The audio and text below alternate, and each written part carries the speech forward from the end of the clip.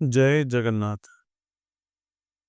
साथियों, मैंने बहुत सी कुंडली देखी है और हर बार एक क्वेश्चन मोस्टली कॉमन दिखता है कि शादी के बाद सब कुछ जैसे किसी अदृश्य शक्ति ने मोड़ दिया हो। शादी के बाद मैं पहले जैसा नहीं रहा। चेहरा वही, आदतें वही, पर सोच, नजरिया और किस्मत सब कुछ जैसे किसी अदृश्य शक्ति ने बदल दिया हो। यह सवाल बहुत से लोग करते हैं और आज की ये वीडियो एक्चुअली मैं उन सभी क्वेश्चंस का आंसर देने वाला है कि ये शक्ति कोई इंसान नहीं होती, कोई स्पिरिट भी नहीं होती, बट ये शक्ति होती है आपके सेवेंथ हाउस के लॉर्ड के नक्षत्र का देवता, उसका लॉर्ड। जब शादी होती है तो दरअसल दो ग्रहों के कर्म भी एक्टिवेट होते हैं। क्यों? क्योंकि आपका सेवेंथ हाउस का जो लॉर्ड है वो डिसाइड करता है कि आपकी जिंदगी किस दिशा में मुड़ेगी। ये वही सूक्ष्म एनर्जी है जो शादी के बाद किसी की किस्मत खोल देती है और किसी को कर्म का सबसे बड़ा टेस्ट दे देती है। आप सभी मेरी बाकी सारी वीडियोस देख चुके हैं। आपको अब तक समझ आ चुका होगा कि शादी एक कार्मिक सेटलमेंट होती है और इस सेटलमेंट का असली हिसाब किताब संभालता है सेवेंथ हाउस का लॉर्ड। आपका सेवेंथ लॉर्ड जहां भी बैठेगा, जिस ग्रह के नक्षत्र में बैठेगा, वहां एक अधूरा ऋण छुपा हुआ होता है। एक ऐसा हिसाब जो पिछले जन्मों में अधूरा रह गया था। कभी आपने किसी के लिए किसी से लिया था, कभी कुछ दिया था और अब इस जन्म में वही पूरा करवाया जाता है आपके जीवन साथी के जरिए ही। इसीलिए मैं हमेशा कहा करता हूं कि आपका स्पाउस यानी कि आपका लाइफ पार्टनर सिर्फ लाइफ पार्टनर नहीं है, वो आपका कर्म पार्टनर है, आपके कर्मा का पार्टनर है। इसमें प्रेम कम और प्रारब्ध ज्यादा होते हैं। किस्मत आपको किसी से मिला देती है पर मिलने के कारण प्यार नहीं, पुराना कर्ज होता है। शादी से या फिर ये कहूं कि शादी के शुरुआत में क्लैशेस आना, मिसअंडरस्टैंडिंग होना, वो सब कुछ पहले जन्म के लोन के फर्स्ट इंस्टॉलमेंट होती है। अब कुछ लोग कहते हैं कि पास्ट लाइफ से अगर कोई कनेक्शन है भी तो उसका क्या लेना देना आज के प्रेजेंट से। बट जैसे कि मैंने अभी कहा कि सेवेंथ का लॉर्ड जिस ग्रह के नक्षत्र में बैठा होता है वो आपका कोई अधूरा ऋण इंडिकेट करता है। इसमें ये मैटर नहीं करता कि वो पास्ट था इसीलिए वो बीत गया, लेकिन ये पास्ट अलग होता है। इसमें किए गए कर्म और ऋण जो अधूरे रह गए वो इस जन्म आपको भुगतने ही होंगे।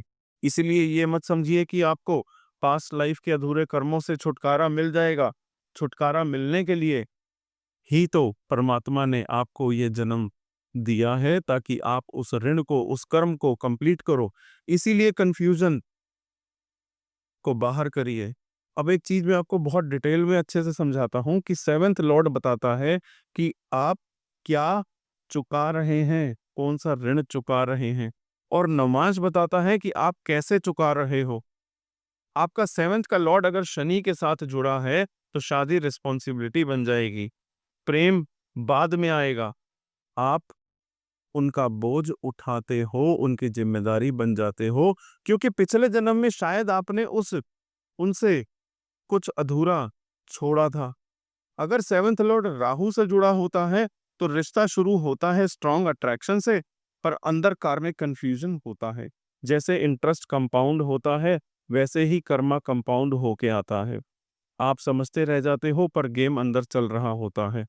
और अगर सेवेंथ लॉर्ड का एक्सचेंज फोर्थ हाउस के लॉर्ड से हो जाए तो रिश्ता सिर्फ पत्नी पत्नी तक सीमित नहीं रहेगा, वो माँ, घर, बचपन और इमोशन से जुड़ा ऋण चुकाता है। मतलब आपका प्यार का रिश्ता घर के अंदर के पुराने जख्मों को हील करने के लिए आता है। अब आप बोलेंगे कि सेवेंथ लॉर्ड का एक्सचेंज क्या है। ध्यान से समझिए इस कॉन्सेप्ट को। ज्यादातर लोग सिर्फ सेवेंथ हाउस को देखकर शादी जज कर लेते हैं, पर असली बात यह है कि शादी सेवेंथ हाउस में नहीं चलती। शादी चलती है उस भाव से जिससे आपका सेवेंथ लॉर्ड जुड़ जाता है। जब सेवेंथ लॉर्ड किसी ग्रह से युति करे या किसी और भाव के लॉर्ड से परिवर्तन करे, तब शादी का असली थीम वही भाव डिसाइड करता है।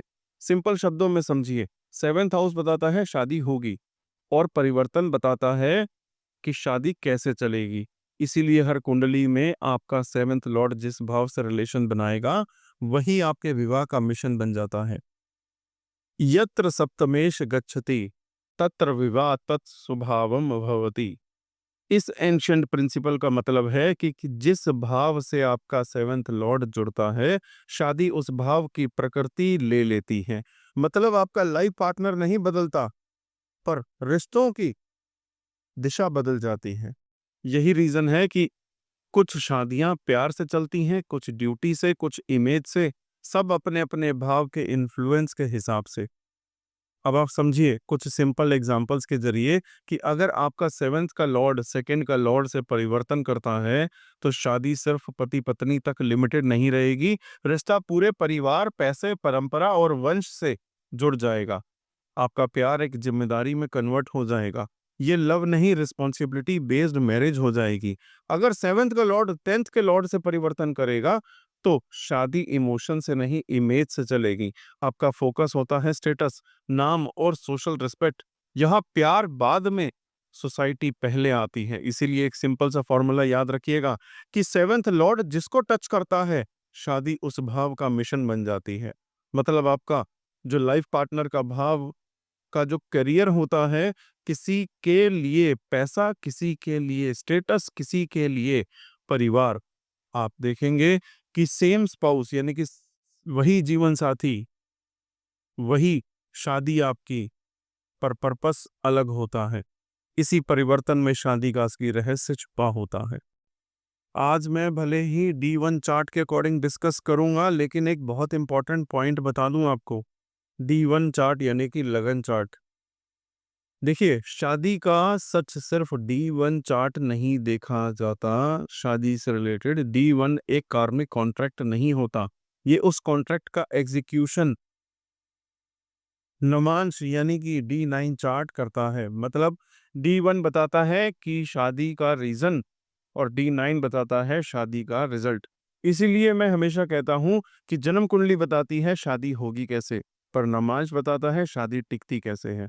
सपोज अगर आपका सेवेंथ लॉर्ड D1 में स्ट्रांग है लेकिन D9 यानी कि नमांश में गिर गया, तो शादी बाहर से परफेक्ट दिखेगी पर अंदर से हॉलो लगती है।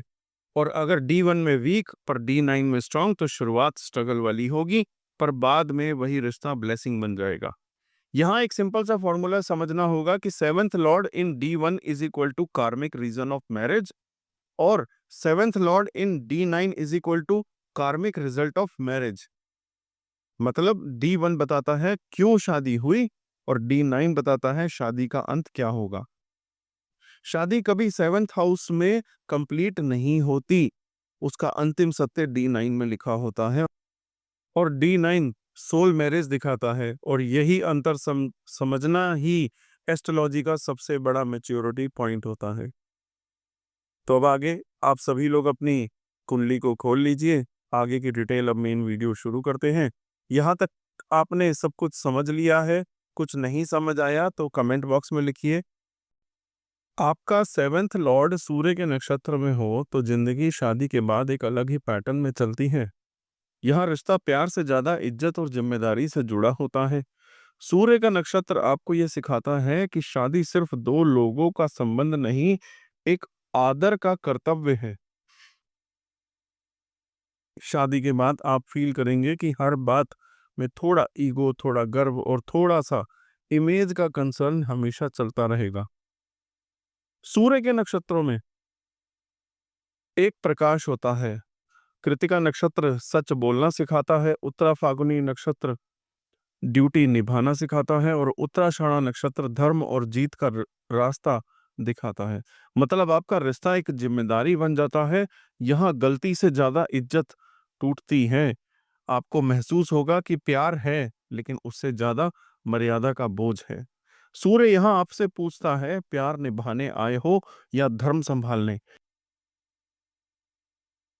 इस प्लेसमेंट में आपकी मैरिड लाइफ आपको मैच्योर बनाती है और आपके करेक्टर को टेस्ट करती है। ये रिश्ता आपको दुनिया के सामने एक इमेज देता है, पर अंदर से आपको ये सिखाता है कि प्यार और गर्व का बैलेंस कैसे बनाए रखा जाता है। अब समझिए, जब सेवेंथ लॉर्ड सूर्य के नक्षत्र में होता है तो रिश्ता हल्का नहीं रहता। यहाँ अथॉरिटी, प्राइड और रिस्पॉन्सिबिलिटी पहला स्टेप होता है। आप दोनों के बीच कभी कभी मैं सही और तुम गलत वाली सोच आ जाएगी। यही ईगो क्लैश होता है। शादी एक ड्यूटी प्रोजेक्ट जैसे चलने लगती है, जहाँ प्यार के साथ साथ प्रेशर भी फील होने लगता है। लोग क्या कहेंगे और फैमिली क्या सोचेगी, ये भी आपके डिसीजंस को इन्फ्लुएंस करते हैं। अगर ये सेवेंथ लॉर्ड अफ्लिक्टेड है, कंबस्ट है या दुष्ट दृष्टि में हो, तो ये रिश्ता पावर प्ले में बदल जाता है। एक पार्टनर रूल करता है, दूसरा सिर्फ एडजस्ट करता है। प्यार पीछे चला जाता है, ड्यूटी आगे आ जाती है। पर यह रिश्ता टूटता नहीं, अंदर से जलता रहता है। यहाँ कमी प्यार की नहीं, गर्व की, भूख की होती है। अब उपाय को समझिए। पहला, ईगो पॉज रूल। जब भी कोई डिसीजन हो, सेंटेंस में मैं से नहीं, हम से शुरू होगा। ये छोटी सी हैबिट सूर्य की हीट को ग्रेस में बदल जाती है। दूसरा उपाय, पब्लिक इमेज डिटॉक्स करना। हर हफ्ते एक टाइम फिक्स कीजिए जहां आप दोनों सिर्फ पार्टनर हों, पब्लिक इमेज नहीं। वहां लोग क्या कहेंगे की जगह तुम क्या फील कर रहे हो पूछा जाए। जब ये दोनों बातें आप अपनी लाइफ में ले आते हो, तो सूर्य की एनर्जी ईगो से प्रेम में बदल जाती है। और वही मोमेंट होता है जब शादी एक बोझ नहीं, एक ब्लेसिंग बन जाती है। आपका सेवेंथ का लॉर्ड चंद्रमा के नक्षत्र में होना, तो शादी के बाद जिंदगी इमोशनल कंफर्ट और इमोशनल इम्बैलेंस के बीच झूलती है। रोहिणी नक्षत्र का प्रेम, हस्त नक्षत्र का कंट्रोल और श्रवण नक्षत्र का सुनना समझना, ये तीनों मिलकर आपको ये सिखाते हैं कि शादी यहाँ सिर्फ साथ नहीं, एहसास मांगती है। आपके रिश्तों में प्यार गहरा होता है, लेकिन उसके पीछे एक छुपा हुआ डर भी होता है। मैं किसी के लिए कहाँ खड़ा हूँ। शादी के बाद आपको महसूस होता है कि सब कुछ दिल से हो रहा है, पर दिल का मूड हर वक्त सेम नहीं रहता। आपके पार्टनर के लिए इमोशनल सिक्योरिटी सबसे बड़ी प्रायोरिटी बन जाती है। चंद्रमा आपसे पूछता है, प्रेम सिर्फ दिया है या महसूस भी कराया है। फ्यूचर में आपको कुछ चीजें फेस करनी पड़ेंगी, जैसे कि कभी प्यार एक छाते जैसे, कभी डिस्टेंस बर्फ जैसा, कभी ओवर केयर, कभी ओवर एक्सपेक्टेशन, कभी अटैचमेंट, कभी इनसिक्योरिटी। आपका सेवेंथ लॉर्ड एफ्लिक्टेड या राहु केतु से पीड़ित हो जाए, तो रिश्ता फाइट से नहीं, साइलेंस से हर्ट होता है। यह रिश्ता टूटता नहीं, बल्कि रुक रुक कर थक जाता है। ये प्लेसमेंट आपको ये समझाती है कि हर रिलेशनशिप एक दिल के साथ एक स्पेस भी मांगता है, वरना प्यार भी प्रेशर बन जाता है। अब समझिए, जब चंद्रमा के नक्षत्र उल्टा प्रभाव देते हैं, मतलब कहीं पर चंद्रमा किसी ग्रह के कारण, किसी दृष्टि के कारण घटता बढ़ता हो, किसी बैड प्लेनेट की दृष्टि हो, तो चंद्रमा के इफेक्ट में आपके अंदर इमोशनल डिपेंडेंसी बढ़ जाती है। आप हर बात पार्टनर के मूड से कनेक्ट करने लगते हो। तुम मेरे बारे में क्या सोच रहे हो, ये आपके मन में चलता रहता है, हर वक्त दिल में घूमता रहता है। हर छोटी बात से दिल लग जाता है, और हर बात से दिल लग भी जाता है, उससे साइलेंट डिसअपॉइंटमेंट आ जाता है, फिर इमोशनल गैप और धीरे धीरे इनर लोनलीनेस। चंद्रमा का शैडो आपसे एक बात कहता है, जब दिल को जख्म मिलता है, तो रिश्ता नहीं टूटता, पर उसकी आवाज धीमी हो जाती है। इसीलिए दो सिंपल उपाय याद रखिएगा। पहला, इमोशनल क्लैरिटी रिचुअल। हर 15 दिन एक नोट लिखिए, इस वक्त मैं तुम्हारे साथ क्या महसूस करता हूँ या क्या महसूस करती हूँ। ये लिखित भाव चंद्रमा के तरंगे स्टेबल करेगा। दूसरा, साइलेंट फेज रिस्पेक्ट रूल। जब पार्टनर चुप हो, तो उस साइलेंस को रिजेक्शन मत समझिए, स्पेस दीजिए। चुप रहना प्यार का ब्रेक नहीं, माइंड का रीसेट होता है। जब आप ये दोनों रिचुअल्स अपनी लाइफ में लाते हो, तो चंद्रमा के नक्षत्र आपके रिश्तों में सुकून, बैलेंस और रियल इमोशनल कंफर्ट भी वापस ले आते हैं। अगर आपका सेवेंथ लॉर्ड मंगल के नक्षत्र में हो, तो समझिए शादी के बाद जिंदगी सिंपल नहीं रहती।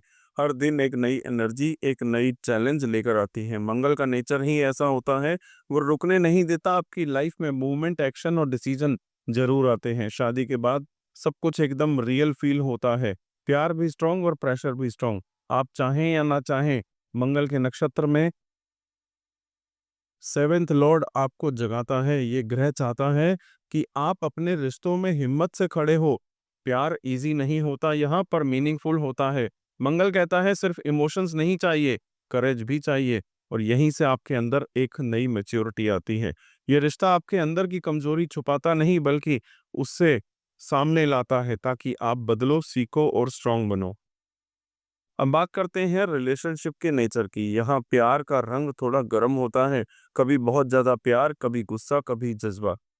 पार्टनर भी सिंपल कंफर्ट नहीं चाहेगा आपसे, वो ट्रुथ और रियलनेस चाहता है। इसीलिए आर्ग्यूमेंट होते हैं, मिसअंडरस्टैंडिंग भी होती हैं, लेकिन कनेक्शन भी उतना ही डीप रहता है। फ्यूचर में दो टेस्ट हमेशा आएंगे आपकी लाइफ में, एक ईगो और एक एक्सपेक्टेशन का, और दूसरा लव और रिस्पॉन्सिबिलिटी का। अगर ये सेवेंथ लॉर्ड वक्री, पीड़ित या दुष्ट दृष्टि में हो, तो यही जज्बा कभी कभी अंदर का वॉर बन जाता है। प्यार रहता है पर पीस मिसिंग होता है। अब यहाँ पर एक बात को याद रखिए, मंगल दुश्मन नहीं है, टीचर है। पहला उपाय, जब गुस्सा आए तुरंत रिएक्ट मत कीजिए, थोड़ा सा पॉज लीजिए, थोड़ा टाइम दीजिए और फिर बात कीजिए। दूसरा उपाय, हर महीने एक बार दोनों मिलकर लिखिए हमारी लाइफ का नेक्स्ट स्टेप क्या है। जब बात लिखी जाती है तो मिसअंडरस्टैंडिंग डिसॉल्व हो जाती है। ये मंगल की एनर्जी को वॉर से विजडम बना देता है। मंगल सिखाता है रिश्ता तोड़ना नहीं, संभालने का आर्ट सीखो। शादी यहाँ सुकून से नहीं, सीख से चलती है, और वही सीख आपको जिंदगी भर के लिए स्ट्रांग बना देती है। अगर सेवेंथ लॉर्ड बुध के नक्षत्र में हो तो शादी के बाद रिश्ता सिर्फ दिल से नहीं, दिमाग से चलने लगता है। यहाँ पर प्यार का मतलब होता है अंडरस्टैंडिंग, कम्युनिकेशन और साइकोलॉजिकल डेप्थ बन जाता है। अब देखिए, जो बुध के नक्षत्र हैं, अश्लेषा नक्षत्र, ज्येष्ठा नक्षत्र और रेवती नक्षत्र, ये अपनी सुपीरियोरिटी दिखाते हैं, सेक्रीफाइस का पाठ पढ़ाते हैं। तीनों मिलकर एक ही बात समझाते हैं, शादी में सबसे बड़ी ताकत प्यार नहीं, समझ होती है। शादी के बाद आपको फील होगा कि रिश्ता चुप रहकर नहीं, बात करके चल सकता है, लेकिन वही बात कभी जहर भी बन जाती है।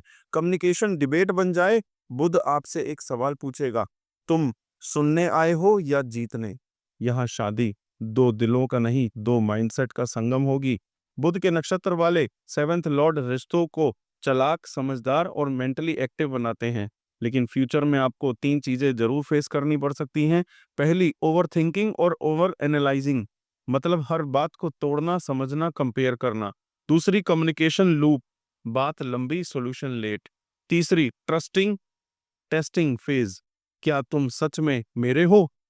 अगर आपका सेवेंथ लॉर्ड एफ्लिक्टेड, वक्री या पाप ग्रहों से पीड़ित हो, तो यहाँ प्यार खत्म नहीं होता, क्लैरिटी खत्म हो जाती है।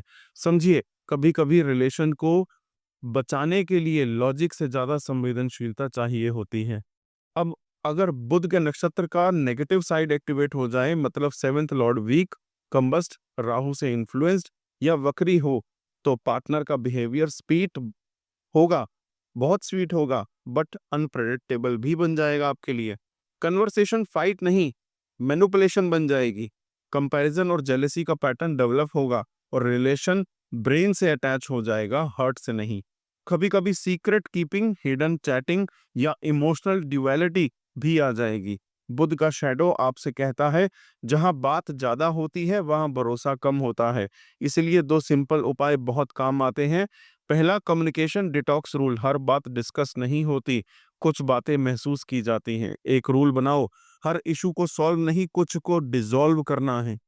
ये बात बुध के एंजाइटी लूप को तोड़ता है। दूसरा उपाय, कंपैरिजन फ्री जोन, अपना रिश्ता किसी से कंपेयर मत कीजिए, ना पास्ट से ना लोगों से। बुध की सबसे बड़ी कमजोरी है तुलना। एक सिंपल लाइन लिख कर रख लीजिए, हम दोनों की कहानी किसी और से नहीं मिलेगी। जब आप ये दोनों रूल्स फॉलो करते हो, तो बुध अपनी क्लैरिटी वापस देता है, और रिश्ते कम्युनिकेशन से नहीं, कनेक्शन से चलने लगते हैं। अगर आपका सेवेंथ लॉर्ड देवगुरु बृहस्पति के नक्षत्र में हो, तो शादी यहाँ सिर्फ दो लोगों का मिलन नहीं, ये एक आत्मा को दूसरी आत्मा के माध्यम से ऊंचा उठने का दान देता है।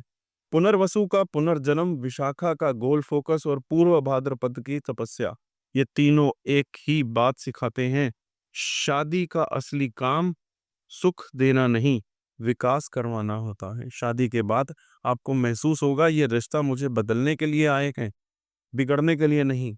यहाँ प्यार का मतलब सिर्फ रोमांस नहीं होगा, बल्कि दया, धैर्य, मार्गदर्शन और स्पिरिचुअल मैच्योरिटी होती है। बृहस्पति आपसे पूछते हैं, तुम साथ निभाने आए हो या साथ उठाने? इस प्लेसमेंट में शादी दो शरीरों का नहीं, दो धर्म और दो जीवन मूल्य का संगम होती है। बृहस्पति के नक्षत्र वाले सेवेंथ लॉर्ड रिश्तों में स्टेबिलिटी, धर्म और विश्वास लाते हैं, लेकिन इस धर्म को जीना आसान नहीं होता। फ्यूचर में आपको तीन चीजें फेस करनी पड़ती हैं।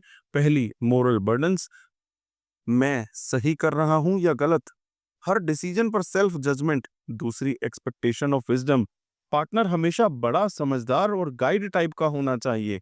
तीसरी बात, साइलेंट सफरिंग, दोनों अपना दर्द छुपाते हैं क्योंकि लगता है मैं गिर गया तो ये रिश्ता टूट जाएगा। अगर सेवंथ लॉर्ड एफ्लिक्टेड, वक्री या शनि राहु से पीड़ित हो, तो यहाँ रिश्ता कलेश नहीं, अधिकर्ता के बोझ से टूटता है। यहाँ प्यार खत्म नहीं होता, लेकिन निराशा शुरू होती है। आपको लगता है मैं इतना सही था, फिर भी मेरे साथ ये क्यों हुआ? और यही बृहस्पति का दुख है। दिल से समझिए, रिश्तों को चलाने के लिए सिर्फ ज्ञान नहीं, अनुभव भी जीना पड़ता है। अब अगर बृहस्पति का शैडो साइड एक्टिवेट हो जाए, मतलब सेवेंथ लॉर्ड वीक, कम्बस्ट, वक्री या राहु शनि से अफेक्टेड हो जाए, तो पार्टनर धार्मिक दिखेगा पर प्रैक्टिकल नहीं होगा। प्रॉमिस ज्यादा, एग्जीक्यूशन कम। मैं समझता हूँ बोलेगा, पर इमोशनली अवेलेबल नहीं रहेगा। शादी एक लेक्चर बन सकती है, रिश्ता एक जिम्मेदारी। कभी कभी सुपीरियोरिटी का मास्क होता है, अंदर गिल्ट का दर्द। बृहस्पति का शैडो कहता है, जहां ज्ञान ज्यादा होता है वहां प्रेम कम महसूस होता है। यहाँ इंसान गलत नहीं होता, पर थक जाता है सबको उठाते उठाते। इसीलिए दो सिंपल और पावरफुल उपाय हैं, नोट कर लीजिए। सबसे पहले, प्रेम को ज्ञान से ऊपर रखो। रूल, हर बात का डीप मीनिंग मत ढूंढिए। कभी कभी रिश्ता लेक्चर नहीं, सिर्फ हाथ पकड़ने का मोमेंट होता है। लिखिए और याद रखिए, जहां प्यार बोलता है वहां प्रवचन चुप हो जाता है। दूसरा उपाय, गुरु नहीं साथी बनो। रिमाइंडर, ये ध्यान रखिएगा कि शादी में हर टाइम गाइड बनना जरूरी नहीं। कभी कभी बस इतना कहना, मैं हूं ना, तुम गलत हो, कहने से ज्यादा धार्मिक होता है। जब आप ये दोनों नियम अपनी लाइफ में लाते हो, तो बृहस्पति अपनी ब्लेसिंग देते हैं और रिश्ता ज्ञान से नहीं, दया से चलने लगता है। आपका सेवेंथ लॉर्ड शुक्र के नक्षत्र में है, ये रिश्ता साथ निभाने का, साथ महसूस करने का बन जाता है।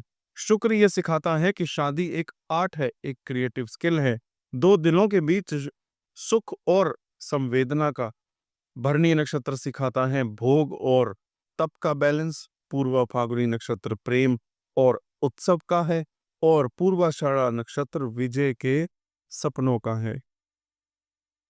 ये तीनों ही नक्षत्र एक बात समझाते हैं, शादी तब चलती है जब दोनों एक दूसरे का सुख बन जाते हैं, बोझ नहीं। आपको महसूस होगा कि रिश्ता पॉजेसिवनेस करने से नहीं, महसूस करने से जीता जा सकता है। शुक्र के नक्षत्र वाले रिश्तों में नजाकत होती है, एक इमोशनल सॉफ्टनेस होती है, जहां पर अट्रैक्शन के साथ लॉयल्टी और कंफर्ट दोनों चलते हैं। पर शुक्र ये भी पूछता है, तुम प्यार जीने आए हो या प्यार से जीना सीखने? यहाँ शादी शरीर का नहीं, दो हृदयों का, दो हृदयों की कला का संगम होता है, जहां हर गेस्चर एक एक जैसा महसूस होता है। लेकिन फ्यूचर में इस प्लेसमेंट के साथ आपको कुछ चैलेंजेस फेस करने पड़ते हैं। सबसे पहला चैलेंज इमोशनल एक्सपेक्टेशन का, तुम मुझे बिना बोले समझो, ऐसी चीजें होने लगेंगी। दूसरा इमोशन क्या होगा कि लव और ईगो का कॉन्फ्लिक्ट, मैं प्यार करता हूं पर मैं झुकूंगा नहीं। तीसरा, अटैचमेंट पेन, जहां रिश्ता टूटता नहीं पर अंदर से खाली कर देता है। अगर सेवंथ लॉर्ड एफ्लिक्टेड, वक्री या पाप ग्रहों से पीड़ित हो, तो ये ड्राइनेस लाता है। रिश्ता ब्रेक नहीं होता पर महसूस कम होने लगता है। और जब शुक्र का शैडो साइड एक्टिव हो जाता है, तो प्यार के साथ ऑब्सेशन, अटैचमेंट के साथ इनसिक्योरिटी और स्माइल के पीछे साइलेंट डिस्टेंस आ जाता है। शुक्र का शैडो लाइन में समझिए, जहां प्यार का पॉजेसिवनेस किया जाना, वहां प्यार जल्दी मर जाता है। इसीलिए दो सिंपल और काम के प्रिकॉशन याद रखिएगा। पहला, फीलिंग फर्स्ट रूल। हर बात का जवाब लॉजिक नहीं, कभी कभी सिर्फ एक हग या एक प्रेजेंस होती है। हर दिन लिखिए, मैं तुझे समझने नहीं, महसूस करने आया हूँ। दूसरा, लव विदाउट ओनरशिप रूल। प्यार में हक बनता है पर कब्जा नहीं। हर रोज याद रखिए, प्यार तब तक सुंदर है जब तक वो आजाद है। जब आप ये दोनों नियम जीने लगेंगे, तब शुक्र अपना असली वरदान देता है। एक रिश्ता जो महसूस से जीता जाता है, मजबूरी से नहीं। आपका सेवेंथ लॉर्ड शनि के नक्षत्र में है, तो ये रिश्ता हवा में नहीं चलने वाला, ये इजी भी नहीं होगा, ये धीरे धीरे अपनी जगह बनाएगा। शादी के बाद ये समझ आता है कि प्यार का मतलब सिर्फ खुश रहना नहीं होता, बल्कि जिम्मेदारी निभाना, पेशेंस रखना और समय की परीक्षा से गुजरना होता है। पुष्य नक्षत्र, अनुराधा नक्षत्र और उत्तरा भाद्रपद नक्षत्र, ये तीनों नक्षत्र एक ही बात समझाते हैं कि शादी प्यार से शुरू होती है, पर टिकती सिर्फ धैर्य से है। शादी के बाद आपको महसूस होगा कि रिश्ता तब सुंदर लगता है जब दोनों एक दूसरे का भार नहीं, सहारा बन जाते हैं। यहाँ प्यार वर्ड से नहीं, समय और संवेदना से प्रूव होता है। शनि पूछता है, तुम साथ निभाने आए हो या बस साथ देखने। इस प्लेसमेंट में शादी को दो दिलों का नहीं, दो कर्मों और जिम्मेदारियों का समझौता होता है। ये प्लेसमेंट आपके रिश्तों में सीरियसनेस और मैच्योरिटी लाता है, लेकिन यही मैच्योरिटी कभी इमोशनल ड्राइनेस भी बन जाती है। फ्यूचर में आपको तीन चीजें फेस करनी पड़ सकती हैं। पहली, डिले और इमोशनल वेटिंग, जहां प्यार है पर वक्त कब मिलेगा। दूसरी, रिस्पॉन्सिबिलिटी प्रेशर, कहीं आप रिश्ता निभाते निभाते खुद को खो ना दे। और तीसरी, साइलेंट टेस्टिंग फेज, जहां प्यार प्रूफ से नहीं, सहन शक्ति से जज होता है। अगर सेवेंथ लॉर्ड एफ्लिक्टेड, वक्री या पाप ग्रहों से पीड़ित होगा, तो रिश्ता झगड़ने से नहीं, उदासीनता से टूटता है। जहां प्यार खत्म नहीं होता पर गर्माहट चली जाती है। समझिए, जिस रिश्तों में सब कुछ है पर एहसास नहीं, वहां शनि की परीक्षा चल रही होती है। अगर शनि का शैडो साइड एक्टिवेट हो जाए, तो मतलब सेवेंथ लॉर्ड वीक हो जाए, कंबस्ट हो जाए, वक्री हो जाए, राहु मंगल जैसे पाप ग्रहों से पीड़ित हो जाए, तो रिश्ता ड्यूटी बन जाता है, कनेक्शन नहीं। लव होता है पर एक्सप्रेशन मिसिंग होता है। मैं थक गया हूं पर मैं तोड़ूंगा नहीं वाला पैटर्न चालू हो जाता है। यहाँ साइलेंट गैप होता है, इमोशनल डिस्टेंस बढ़ता है और कभी-कभी गिल्ट बेस्ड अटैचमेंट भी, जहाँ तोड़कर भी साथ रहने की मजबूरी महसूस होती है। शनि का शैडो एक लाइन में समझिए, जहां प्यार को समय नहीं मिलता, वहां रिश्ता समय से टूट जाता है। इसलिए दो सिंपल और काम के उपाय याद रखिएगा। पहला, टाइम इन्वेस्ट रूल। प्यार सिर्फ निभाया नहीं, जिया भी जाता है। हर हफ्ते एक दिन निर्धारित कीजिए जहां जिम्मेदारी नहीं, सिर्फ रिश्ता जिया जाएगा। दूसरी चीज, इमोशन रिमाइंडर नोट। शनि की सबसे बड़ी प्रॉब्लम होती है भावनाओं का दबा जाना, यानी कि जो भी आपके अंदर भावनाएं हैं वो दब जाएं। हर रोज याद रखिए, मैं सिर्फ ड्यूटी नहीं, एक दिल भी हूं। जब आप ये लाइन जीने लगते हैं, शनि का ड्राइनेस पिघलने लगता है और रिश्ता फिर से गर्म, जीवंत और सच्चा लगता है। आपका सेवेंथ लॉर्ड राहु के नक्षत्र में है। इस पोजीशन में ये कहा जाता है कि ये रिश्ता थोड़ा अलग होता है, अनप्रेडिक्टेबल होता है, लेकिन असली सच यही है, ये रिश्ता आपको तोड़ता नहीं, बदलता है। शादी के बाद लाइफ सीधी नहीं चलेगी, बल्कि उलझनों के साथ चलेगी, और वही उलझन आपको अंदर से जगाती रहेगी। आद्रा नक्षत्र का तूफान, स्वाति नक्षत्र की फ्रीडम और शतभिक्षा नक्षत्र का ब्रेक एंड हील पैटर्न, ये तीनों एक ही बात सिखाते हैं। शादी दुनिया को दिखाने के लिए नहीं, अपने आप को समझने के लिए होती है। यहाँ प्यार अनप्रेडिक्टेबल नहीं होता, पार्टनर प्रेडिक्टेबल नहीं होता, और फ्यूचर भी प्रेडिक्टेबल नहीं होता। पर हाँ, ये रिश्ता आपके अंदर का सच बाहर निकाल देता है। राहु के नक्षत्र में सेवेंथ लॉर्ड आपके सवाल पूछता है आपसे, आप रिश्ता निभाने आए हो या अपनी असली पहचान तक पहुंचने। ये प्लेसमेंट आपके लिए एक साइकोलॉजिकल जर्नी बन जाती है, जहां हर emotion love, fear, attraction, doubt और ट्रस्ट इश्यूज बन जाता है। एक ही कहानी में घूमते हैं। फ्यूचर में आपको 3 सिचुएशन फेस करनी पड़ेंगी। पहली, इमोशनल अनप्रेडिक्टेबिलिटी, कभी बहुत प्यार तो कभी आंखों में शक। दूसरी चीज, डिस्टेंस वर्सेस ऑब्सेशन साइकिल, जहां एक पार्टनर दूर भागता है और दूसरा और ज्यादा चिपकता है। और तीसरी, आइडेंटिटी क्राइसिस, मैं कौन हूं, ये रिश्ता मुझे बना रहा है या तोड़ रहा है। राहु के नक्षत्र का सेवेंथ लॉर्ड शादी को मंडप से निकालकर माइंड के बैटलफील्ड में ले जाता है। और अगर सेवेंथ लॉर्ड आपका वक्री हुआ, पीड़ित हुआ, राहु केतु के एक्सेस से अशुभ हो गया होगा, तो रिलेशनशिप में ब्रेकअप का fear, emotional withdrawal, secretive behaviour या एक्सटर्नल इन्वॉल्वमेंट का रिस्क भी बढ़ जाता है। दिल से समझिए, ये लव स्टोरी फिल्मी नहीं, साइकोलॉजिकल बन जाती है, जहां हर दिन आप अपने इमोशन से एक नया लेसन सीखते हैं। अब समझिए, जब राहु का शेडो साइड एक्टिवेट होगा, मतलब सेवेंथ लॉर्ड वीक, कम्बस्ट या दूषित हो जाएगा, तो कंफ्यूजन ही लाइफ का सेंटर बन जाएगा। प्यार होता है पर रीएश्योरेंस नहीं मिलेगा। छोटी बातों पर डाउट और ओवरथिंकिंग बढ़ने लगती है। ट्रस्ट बार बार टेस्ट होता है, कभी टूटता है, कभी बनता है। पार्टनर का बिहेवियर कभी बहुत क्लोज, कभी बिल्कुल डिटैच्ड। और कई बार सोसाइटी, फैमिली या थर्ड पार्टी इंटरफेरेंस भी इमोशनल स्पेस को डिस्टर्ब कर देती हैं। राहु का अशुभ रूप एक ही बात कहता है, जो दिखता है वो है नहीं। यहाँ रिश्ता टूटता नहीं, पहले धड़कता है, पर नए रूप में परिभाषित होता है। इसीलिए 2 सिंपल और प्रैक्टिकल प्रिकॉशन याद रखिएगा। सबसे पहले, ट्रांसपेरेंसी रिचुअल, सच छुपाइए मत, लिखिए। राहु तभी कंफ्यूज करता है जब बात आधी सच होती है। हर 10 दिन में एक बार लिखिए, मैं इस वक्त क्या महसूस कर रहा हूँ, क्या महसूस कर रही हूँ। जो लिखा जाता है वो राहु को कंफ्यूज नहीं कर देता। दूसरा, digital and social boundary rule. Rahu का स्ट्रॉन्गेस्ट डोमेन होता है online world, messages, social media और डिजिटल इंटरफेरेंसेस। एक रूल बना लीजिए, मेरा इमोशनल स्पेस में डिजिटल दुनिया का इंटरफेरेंस नहीं रखूंगा। ये उपाय सिर्फ शास्त्रोक्त नहीं, प्रैक्टिकल भी हैं, क्योंकि राहु तभी शांत होता है जब इल्यूजन पर क्लैरिटी जीत जाती है। तब आपका प्यार फिर से बैलेंस और सच्चाई के पाथ पर चलने लगता है।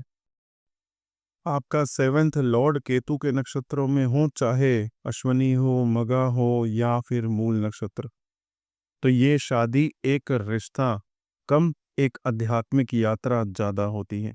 यहाँ प्यार का मतलब है तुम मेरे हो नहीं, बल्कि तुम मेरे साथ हो पर मुझसे बंधे नहीं हो, ये होता है। अश्वनी नक्षत्र की स्पीड आपके रिश्तों को शुरुआत में तेजी देती है। मघा नक्षत्र का रॉयल ईगो ब्रेक आपको झुकना सिखाता है। और मूल नक्षत्र का कार्मिक अपरूटिंग आपके अंदर का सच उजागर कर देता है। ये तीनों मिलकर एक ही बात सिखाते हैं, जो रिश्ता पकड़कर रखा जाता है वो बिखर जाएगा, जो रिश्ता छोड़कर जिया जाता है वो गहरा और होता चला जाएगा। शादी के बाद आप महसूस करेंगे कि ये रिश्ता अटैचमेंट से नहीं, इनर फ्रीडम से चलेगा। केतु प्यार नहीं छीनता, एक्सपेक्टेशन छीनता है। उसका सबक बहुत सीधा है, जो तुम्हारे नसीब का होगा वो कभी अलग नहीं होगा।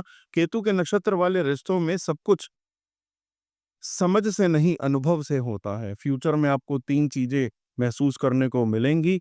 पहली, सडन डिस्कनेक्ट्स, बिना वजह के डिस्टेंस या साइलेंस फेस। दूसरी, डेस्टिनी बेस्ड बॉन्डिंग, जहां मिलना भी अनोखा, अलग होना भी अनोखा। और तीसरी चीज, सोल नॉट रोल कनेक्शन, जहां रिश्ता ड्यूटी से नहीं, इनर कॉलिंग से चलता है। अगर सेवेंथ लॉर्ड एफ्लिक्टेड या पाप ग्रहों से पीड़ित हो जाए, तो रिश्तों में मिसअंडरस्टैंडिंग से नहीं, मीनिंगलेसनेस की फीलिंग से कमजोर पड़ना स्टार्ट होते हैं। यहाँ प्यार मिटता नहीं, बस उसका पर्पस खो जाता है। रिश्तों को बचाने के लिए शब्द नहीं, श्रद्धा और समर्पण काम करते हैं। अब समझिए, जब केतु का शैडो साइड एक्टिवेट होता है, मतलब जब सेवेंथ लॉर्ड वीक होगा, कंबस्ट होगा या हेविली एफिलिक्टेड होगा, तो पार्टनर इमोशनली प्रेजेंट नहीं लगेगा। जैसे शरीर यहाँ है पर आत्मा कहीं और। रिश्तों में एक फेडिंग कनेक्शन सिंड्रोम आ जाएगा। सब ठीक होते हुए भी दिल खाली लगता है। कभी-कभी बिना वजह अलग रहना, सडन ब्रेकअप्स या एग्जिस्टेंशियल डाउट, मैं इस इंसान के साथ क्यों हूँ, दिल को कंफ्यूज करता है। और सबसे ज्यादा पेनफुल होता है कार्मिक रिपीटिशन। वही ब्लॉक, वही हर्ट फिर से रिपीट होता है। केतु का शैडो एक लाइन में समझिए, मोह का रिश्ता तोड़ देता है पर सुख का रिश्ता भी टेस्ट करता है। ऐसे में दो सिंपल काम के प्रिकॉशंस आपके लिए जरूरी हैं। पहला, अटैचमेंट रिलीज रूल, रिश्ता कंट्रोल से नहीं चलेगा। हर रोज अपने दिल को याद दिलाइए, मैं तुम्हें पाने के लिए नहीं, तुम्हारे साथ रहने के लिए हूँ।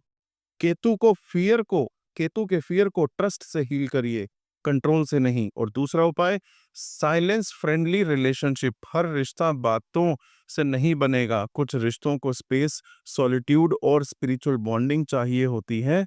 एक लाइन हमेशा याद रखिए, हम साथ हैं चाहे शब्द हो या ना हो। ये लाइन केतु के डिस्कनेक्ट को डिवाइन डिस्टेंस में बदल देती है और वहीं से रिश्ता दोबारा पवित्र रूप में जीवित होता है।